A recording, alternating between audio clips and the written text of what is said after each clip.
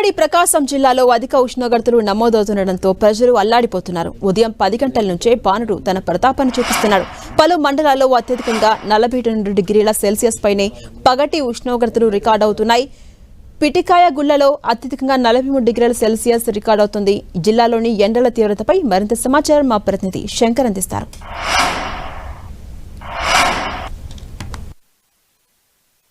ప్రకాశం జిల్లాలో బాణుడు బగబగమంటున్నాడు. దీంతో ప్రధానంగా ప్రకాశం జిల్లాలోని పశ్చిమ ప్రాంతంలో అధిక ఉష్ణోగ్రతలు నమోదవుతున్నాయి. 44 డిగ్రీల సెల్సియస్ పైగా నమోదవుతుండటంతో ప్రజలు బెంబెలెత్తిపోతున్న పరిస్థితి నెలకొంది. కార్మికులు సైతం 10-10:30కే తమ పనులు ముగించుకొని ఇంటి బాట పడుతున్న పరిస్థితి నెలకొంది.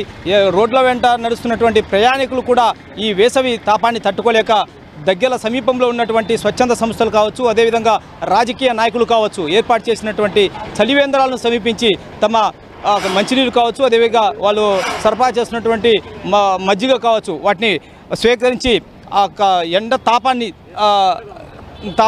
తట్టుకోలేక వాటిని సేవించి ఉపశమనం పొందుతున్న పరిస్థితి నెలకొంది. ప్రధానంగా జిల్లాలో జాతీయ రహదారుల వెంట 1 గంట దాటితే ఇక్కడ నిర్మానుష్య పరిస్థితి అనేది నెలకొంది. దీంతో ఆర్టీసీ బస్సులపైన కూడా ఈ ప్రభావం అనేది తీవ్ర రూపంగా కనిపిస్తుంది. ఎందుకంటే 1 గంట దాటిన తర్వాత ప్రయాణికులు కూడా రోడ్డుపైన వచ్చే పరిస్థితి అనేది కనిపించకపోవడంతో ఆర్టీసీ బస్సులు సైతం ఖాళీగా వస్తున్న పరిస్థితి నెలకొంది. దీంతో ఆర్టీసీ బస్సులపైన ఆర్థికంగా తీవ్ర ప్రభావం అనేది చూపిస్తుందని చెప్పవచ్చు. ఇక్కడ ప్రస్తుతం వేసవి ఎండలు ఎలా ఉన్నాయి? బాగా ఉన్నాయి, ఎండలు అదిరిపోతున్నాయి బాగా. గత వేసవిలో ఎలా ఉంది, ఇప్పుడు ఈ సంవత్సరం ఎలా ఉంది? సంవత్సరం బాగుంది. ఇక్కడ మజ్జిగ కావచ్చు, ఇక్కడ చలివేంద్రంలో మంచినీళ్ళు కావచ్చు, ఎప్పుడు నుంచి సరఫరా చేస్తుంటుంది? ఎప్పుడే ఇస్తారంటే ఇప్పుడే ఇస్తున్నారు. మొన్నటిదా హీలా. మీరు చెప్పండి అమ్మా, ఎక్కడి నుంచి వచ్చారు మీరు? మేము ఇక్కడ కార్మంచి. ఎండలు ఎలా ఉన్నాయి?